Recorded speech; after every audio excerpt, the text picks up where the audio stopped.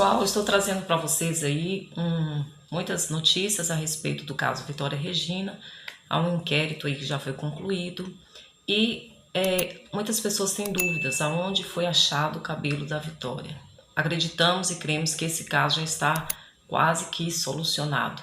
Se você não é inscrito neste canal, eu já te convido a se inscrever, compartilhe o vídeo, ative as notificações, deixe o seu comentário, tá bom? E eu creio que mais pessoas aí serão presas que estão envolvidas neste caso. Esses relatos são bem importantes e eu creio que você vai ter uma noção daquilo que você está procurando. Tem pessoas que deixam comentários aqui, mas não resolveu ainda, quem é o terceiro e tudo. Mas mediante as informações nós vamos juntando os pontos, não é isso? E já se sabe que era uma pessoa muito próxima dela. Eu desconfio de todo mundo. Eu desconfio até da minha sombra. E ele pode ter sido contratado também para matar a Vitória? Eu não descarto. Não descarto nada. Pode ter certeza que a hora deles vai chegar. O que você diria para essas pessoas que possivelmente podem estar de uma forma direta ou indireta envolvidas no crime da Vitória? Só para eles ter a consciência que a hora deles também vai chegar. Apenas o relatório final, que todas as pessoas já tinham sido ouvidas, todos os laudos já estavam em posse da autoridade policial, mas hoje nós fomos surpreendidos com uma notícia de que a polícia científica identificou o material genético de uma terceira pessoa dentro do carro do Maicon. Isso para nós foi uma grande surpresa, porque a investigação em nenhum momento trouxe o indício de participação de uma outra pessoa na morte da Vitória. Mas essa informação nos agrada muito a família, porque corrobora, vai de encontro com aquilo que nós tínhamos dito, com a nossa suspeita de que o Michael não agiu sozinho. E encontrar esse material genético dessa terceira pessoa nessa fase do inquérito policial é muito importante. Resultado? Não, mas não fizeram, o juiz não autorizou exame nenhum não, porque... O juiz não autorizou fazer o exame. Não. Ele não tem nada de louco não. E o juiz não autorizou, então aquela ideia da luz na terra lá, sabe, de manicômio, então não vai dar certo não, é? Não autorizaram não, porque ele era louco só porque cometeu a atrocidade que foi cometida. Uma pergunta que eu gostaria de fazer. O que o senhor acha que ele deveria ir para um hospital judiciário, né? Um hospital que ele fica indeterminado? Ou o senhor gostaria que ele fosse preso pelo máximo da pena na cadeia? Não, pode. O negócio é o seguinte: o hospital seria uma solução, porque ele ia ficar lá a vida toda, ele não sairia mais. Porque nenhum médico ia querer autorizar para ele sair. E a confissão tá aqui, ó. Essa é a confissão do Michael. Essa daí é a confissão. Essa é o que ele falou pro delegado. Vamos falar do caso da Vitória. Para quem tem muita gente aqui que acaba não acompanhando, né? Esse caso da Vitória. O que aconteceu com ela? Você pode resumir e depois contar os... Vamos lá. Tudo começa no dia 26 de fevereiro deste ano, 2025. Então imagina uma moça humilde, que tem uma família muito humilde. Eles moram numa zona rural da cidade de Cajamar, que é a Grande São Paulo. Então essa moça, trabalhadeira, 17 anos, quer ter o dinheirinho dela, e ela não tem emprego em Cajamar. Cajamar é uma cidade muito rural. Ela vai o quê? Para o centro de Cajamar, onde tem um shopping. Essa moça trabalhava numa padaria, com 16 para 17 anos, ficou na padaria, se não me engano, 8 meses, depois ela consegue um emprego um pouco melhor no shopping, num restaurante do shopping de Cajamar. No dia 26 de março deste ano, ela termina o trabalho dela e ela sai andando do shopping 22 horas até um ponto de ônibus. Nesse trajeto aparecem algumas pessoas, tem imagens disso, até no meu canal já tem história completa, se você quiser assistir. E aí, ela pega o primeiro ônibus, ela desce, pega um segundo ônibus, e aí ela manda uma mensagem para uma amiga dela. Ela fala: olha, tem 2 homens aqui dentro desse ônibus que estão olhando muito para mim, eu tô com medo. Nossa, ela já mandou, já avisou. Então imagina, uma menina de 17 anos, voltando para casa, já era 11 e pouco, Meu Deus. e ela tem que descer nesse segundo ponto, Luan, e ela tem que andar 1 quilômetro Nossa. numa estrada escura de terra. Meu Deus do céu. Não é nem o fato de ser mulher ou homem sozinho, você já ficaria com medo. Mas ela enfrenta isso diariamente, Diariamente. para ganhar o seu dinheiro honestamente. Bom, ela desce nesse segundo ponto. Esses 2 homens que ela suspeitava continuam no ônibus. E aí ela se alivia. Ah, putz, tá de boa, né? Ela se alivia, ela manda uma mensagem para a amiga exatamente às 23h06. Ela dizendo, olha, tá tudo ok. Tô indo embora para casa descansar. E ela tá andando sozinha nessa estrada. Só que ela não chega por volta de meia-noite, que era o horário que ela chegava em Nossa, casa. ela ainda ficar uns 20 minutos andando. E aí o pai, a mãe e a irmã esperam mais um pouco. 00:30, 1 hora, a minha filha não chega em casa. Nossa. Eles pegam o celular e fazem o quê? Ligam para ela. Ligam para ela o telefone desligado. Bom, mas será que acabou a bateria? Pode ser. Liga de novo, acabou a bateria. Liga de novo, acabou a bateria. Espera até amanhã no dia seguinte e nada. A menina desapareceu. Liga para as amigas, ninguém sabe nada. Liga para a amiga que recebeu a mensagem. Não, ela me mandou mensagem 23 horas, depois ela não entrou mais em contato. E a partir daí, a família vai à delegacia de Cajamar e faz um boletim de desaparecimento. O que aconteceu? Por algum motivo, as emissoras de televisão acharam o caso muito enigmático e começaram a trabalhar o caso. As emissoras foram atrás dessas imagens, que é a imagem do shopping. Então, você tinha a imagem já do shopping, ela indo até o ponto de ônibus. Ela indo no segundo ponto de ônibus. E depois de 5 dias... Então, depois de 7 dias do desaparecimento, o corpo dela é encontrado em Cajamar. É nessa estradinha ou não? Em outro Não, lugar? mais para frente. Daqui a pouco eu vou colocar você na cena do crime, que eu vou contar como ela foi desovada no matagal. E o mais curioso dessa história é que ela já estava, a gente chama na parte de medicina legal, quando a pessoa ela falece, ela começa a apodrecer, assim como a fruta. A fruta, depois que atinge um certo grau, ela começa a apodrecer. E o ser humano, a gente chama na medicina legal, que é o estado de putrefação. Então, ao invés de falar apodrecimento, a gente fala putrefação. E no estado de putrefação, e naquela época estava fazendo muito calor em São Paulo, o corpo foi encontrado praticamente irreconhecível. Irreconhecível naquele momento. 7 dias. Nossa. Eu tive acesso, uma pessoa que esteve lá, tirou uma foto e me mostrou essa foto. O rosto é irreconhecível. Rasparam a cabeça dela. Ela foi encontrada nua, simplesmente com um sutiã meio que pendurado no pescoço. E você olhando para ela, você imaginava que era a Vitória Regina, mas não dá para falar que é, porque o rosto é irreconhecível. Irreconhecível.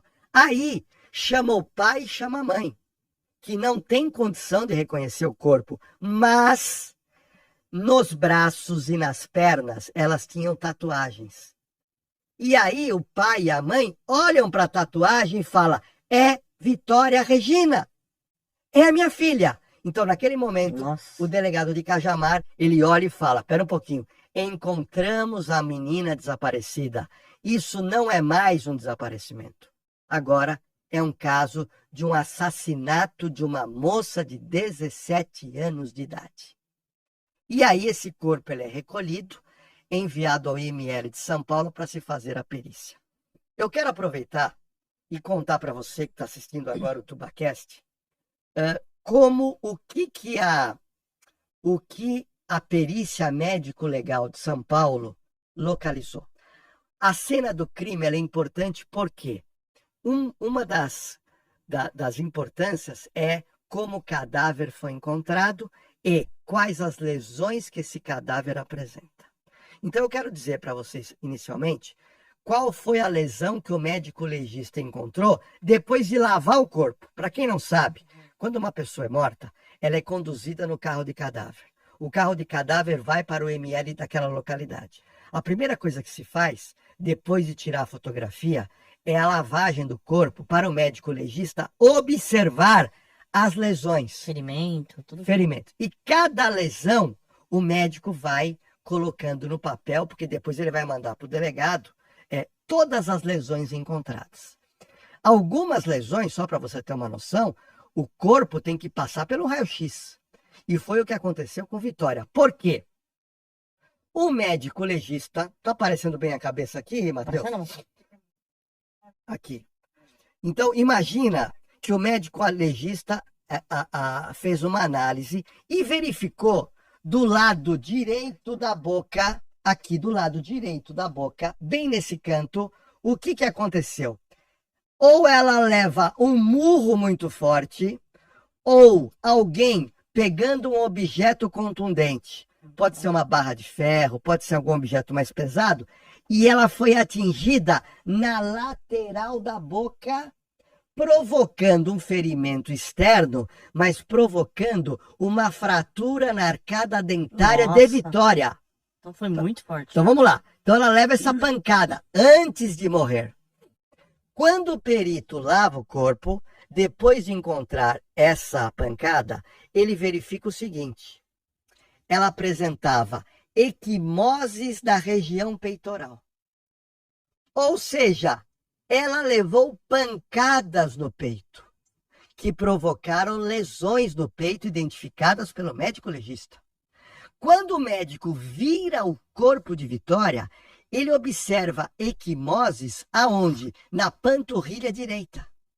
E observando essas equimoses, a conclusão é, ela foi virada e chutaram a perna dela, acertaram a panturrilha, provocando equimoses e hematomas constatados. O perito médico legal, médico legista, diz que essas lesões foram provocadas com Vitória em vida.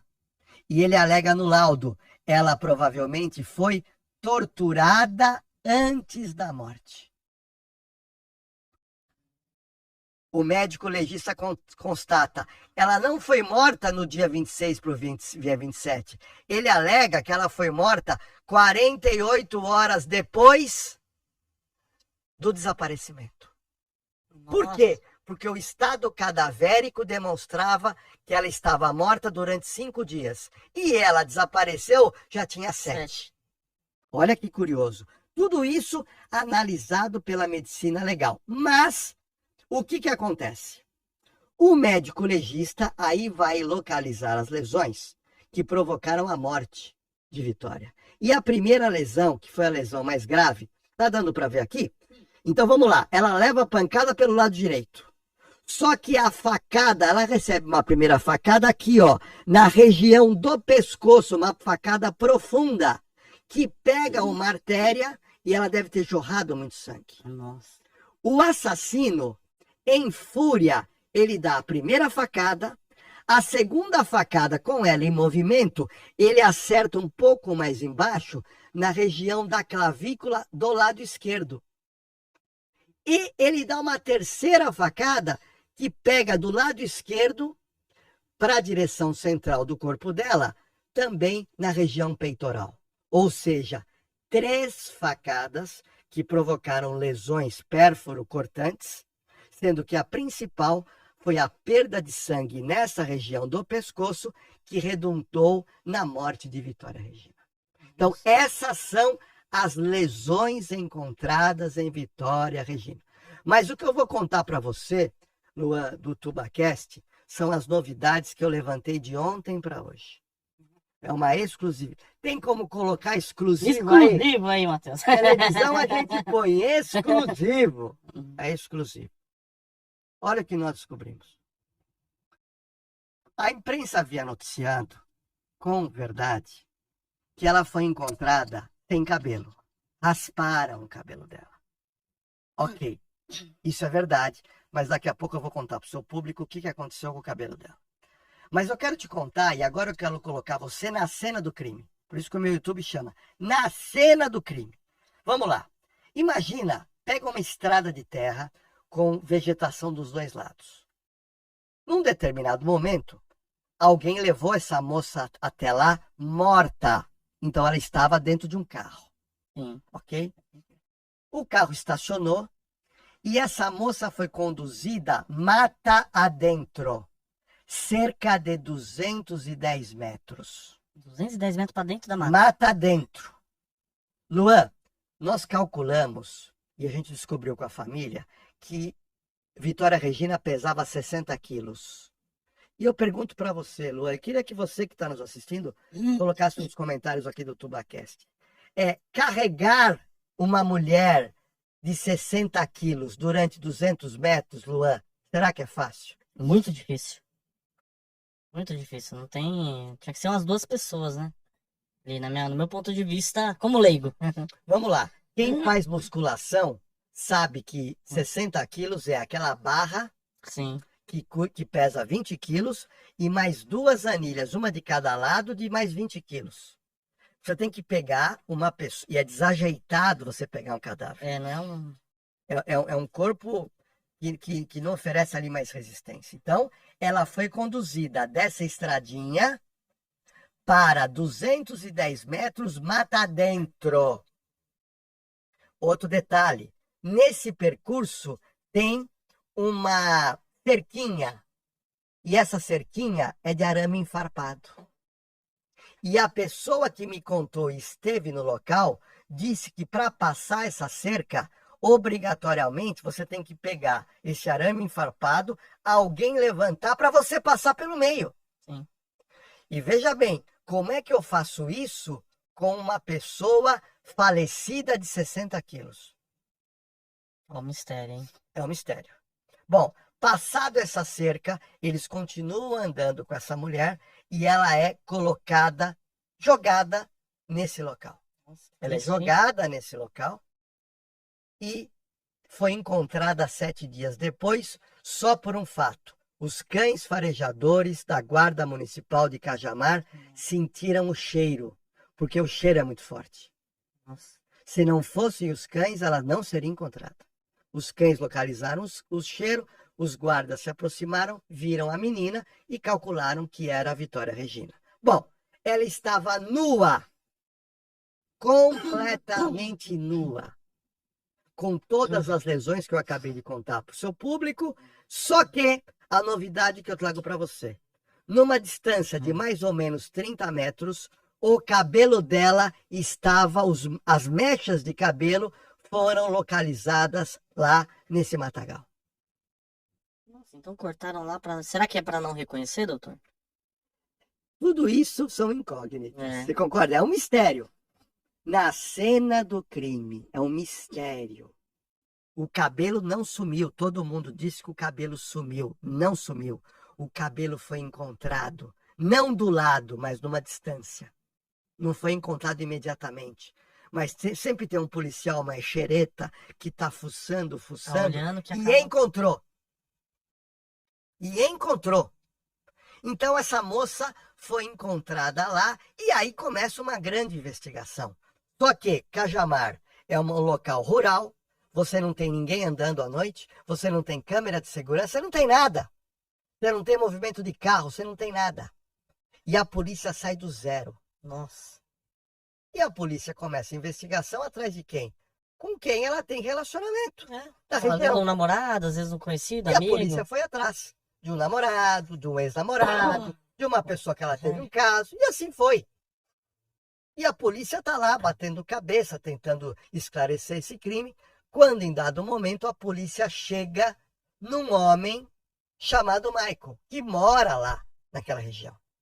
Esse homem é ouvido uma primeira vez, alega que mal conhecia a moça, é ouvido a segunda vez, também não dá nada, quando o delegado pega umas contradições no que ele falou e o delegado resolve pedir a prisão temporária e a justiça dá. E a justiça dá, leva ele para a delegacia, ele com 3 advogados, negou o crime. Negou o crime. Com 3 advogados já. Negou o crime. É normal, doutor, aparecer com 3 advogados assim? Olha, a minha experiência em televisão diz o seguinte. Casos de mídia, geralmente advogados se apresentam para trabalhar de graça. Não sabia. Por quê? Porque tem muita notoriedade. Entendi. Tá?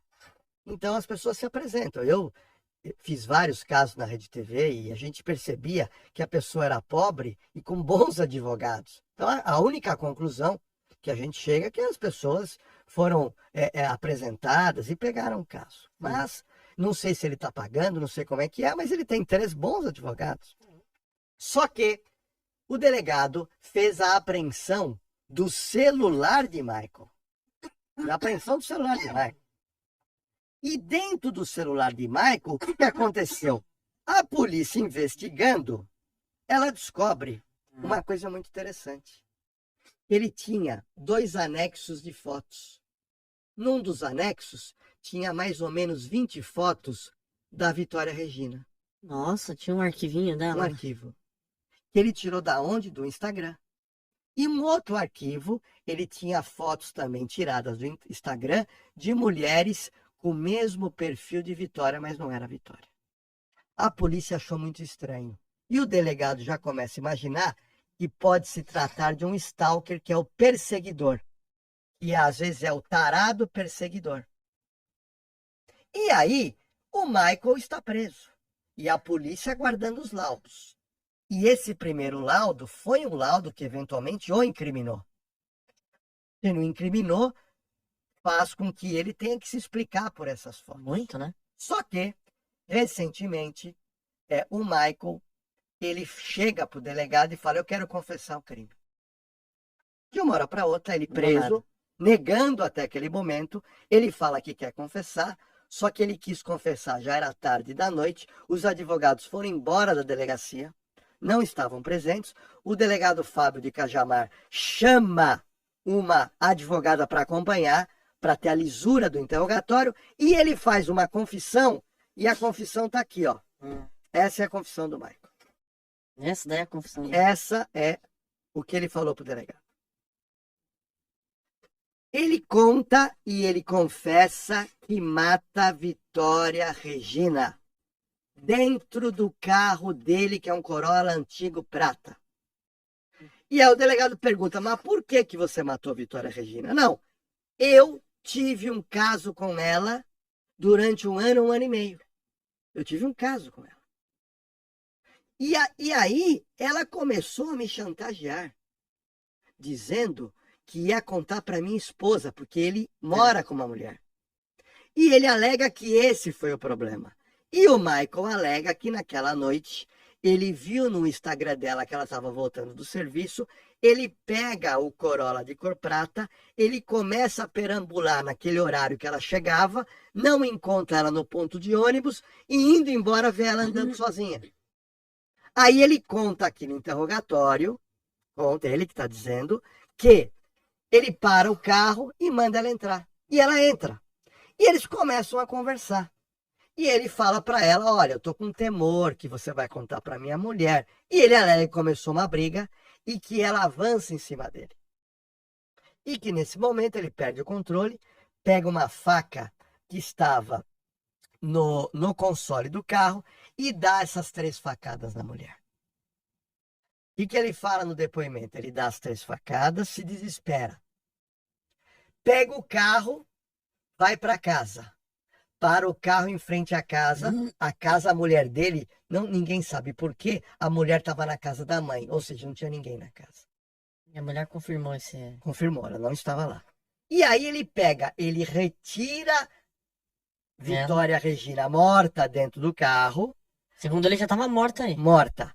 Abre o porta-mala, carrega a Vitória Regina e joga dentro do porta-mala. A pergunta que eu te faço, Luan, aonde que vai ter manchas de sangue? No banco, no porta-mala, em todos os lugares, né? No chão. No chão, exatamente. Concorda? Tudo, Porque tudo. você imagina uma pessoa levar um corte no pescoço, espirra sangue. Espirra sangue. Nossa, que Então, bombeia, né? Essa é a história que ele conta. Luan, semana retrasada, eu estava cortando as unhas do pé. E eu cortei um pouquinho do... Sabe quando você tira um... Sei, nossa. Luan, eu comecei a esguichar sangue o meu dedinho. Não, você não acredita. Parecia que tinha acontecido Não, uma não, mas cena do crime. sangue na minha casa. E aí eu peguei um papel higiênico com um pouquinho de água e eu coloquei para estancar. Não estancou. Caramba. Aí eu peguei gelo, não estancou.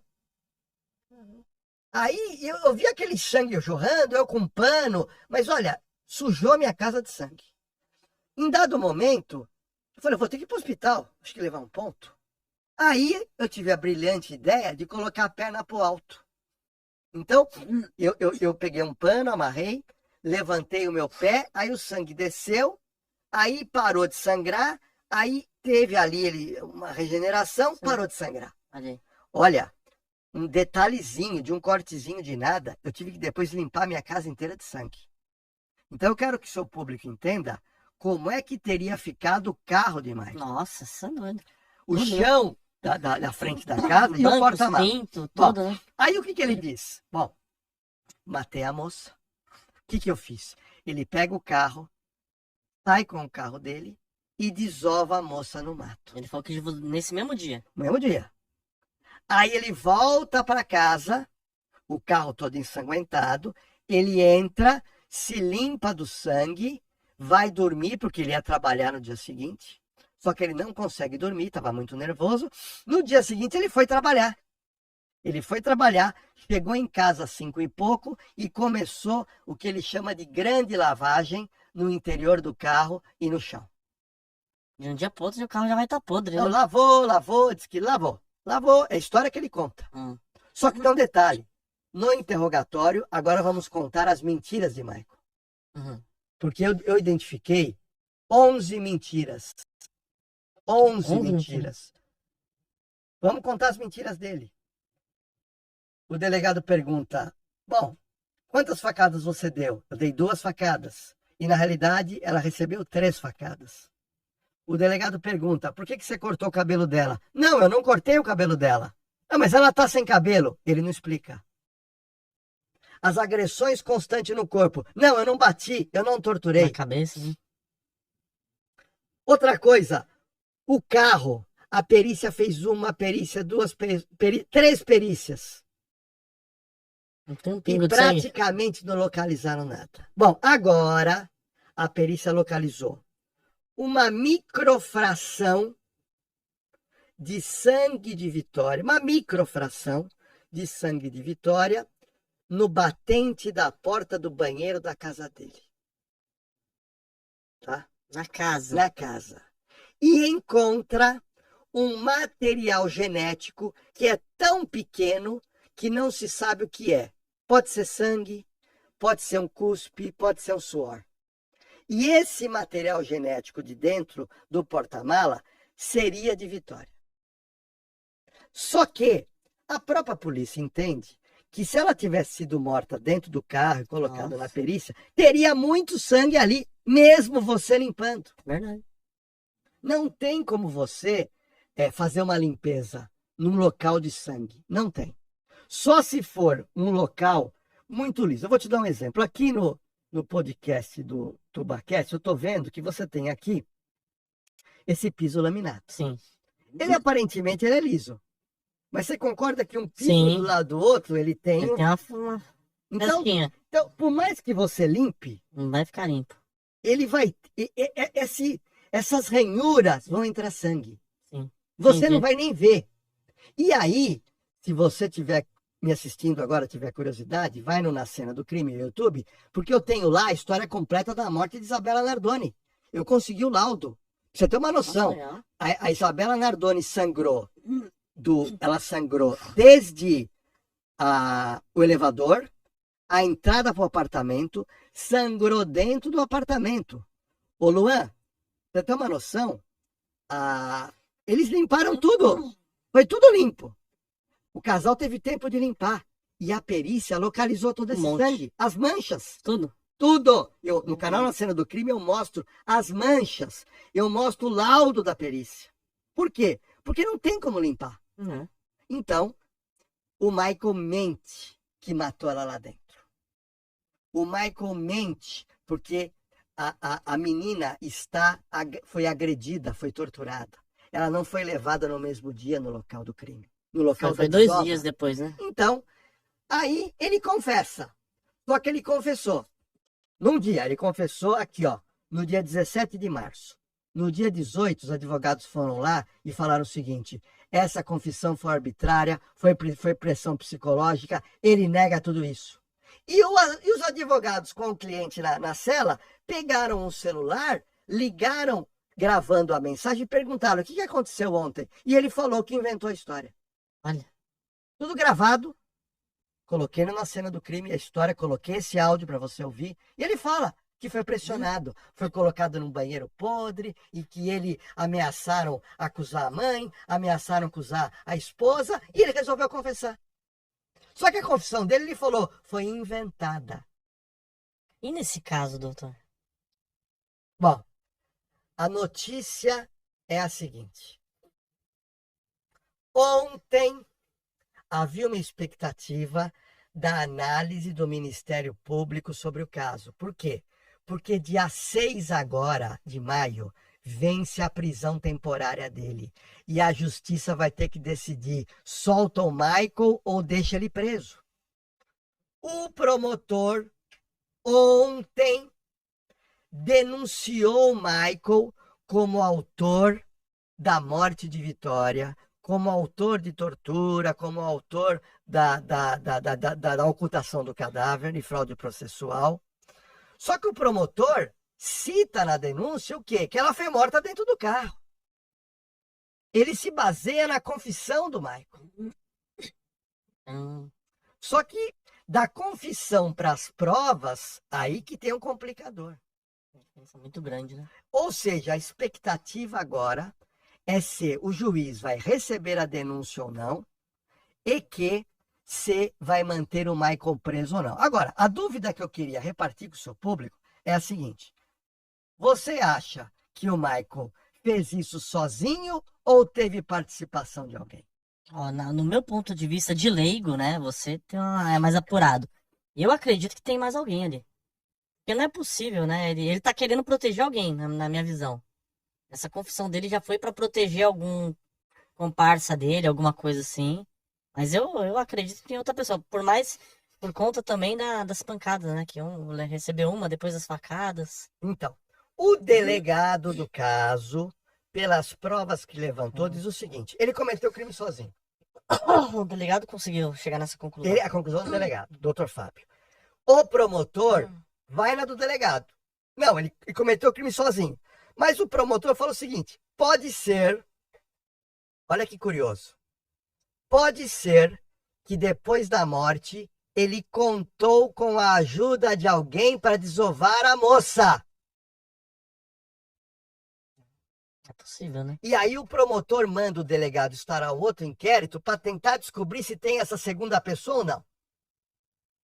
Então, o caso é entroncado, as provas são poucas coisas, você tem muita dedução, né? Que você cria o que pode ter acontecido, e agora, nos próximos dias, todo mundo está nessa expectativa. Primeiro, o juiz vai aceitar a denúncia do promotor ou vai falar não?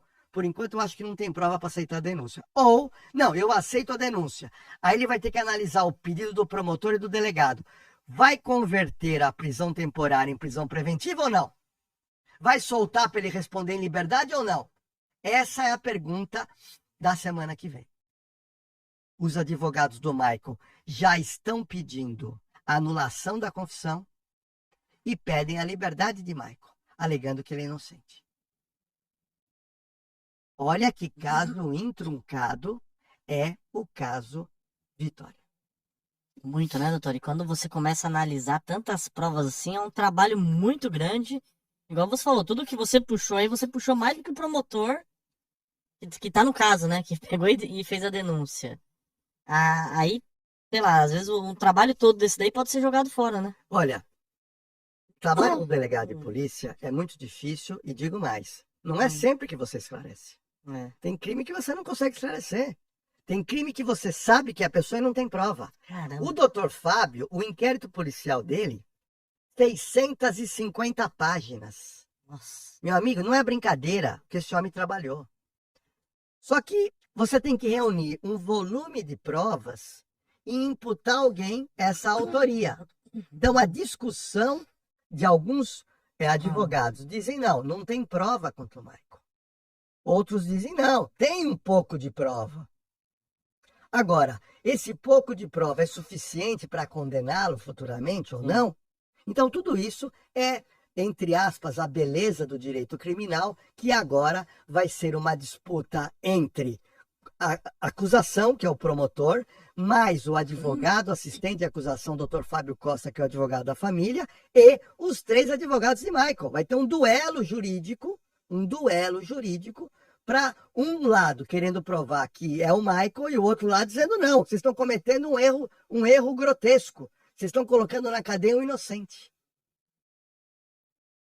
Ou seja, nada está resolvido e agora cada dia vai aparecendo mais provas, vão aparecendo mais detalhes, mas o que está me intrigando é, ele vai continuar preso ou não? Invista em prata com a Real com o U no final. Dentro da plataforma você pode escolher quantas gramas você quer comprar, o preço máximo que você quer pagar. Assim você vai estar investindo diretamente num dos ativos que tem mais potencial de crescer, porque a prata ela é utilizada em painéis solares, indústria química, indústria farmacêutica, indústria automotiva, equipamentos eletrônicos. O celular que você está usando provavelmente ele está cheio de prata dentro e você pode ganhar com um dos ativos que mais tem potencial de valorizar. Para analisar ações, BDRs, fundos imobiliários, acesse a plataforma do Investidor 10, inclusive para você gerenciar a sua carteira, saber quanto de dividendos você vai receber. Inclusive, eu deixei a carteira da minha filha, a Laurinha, ela tem 3 anos.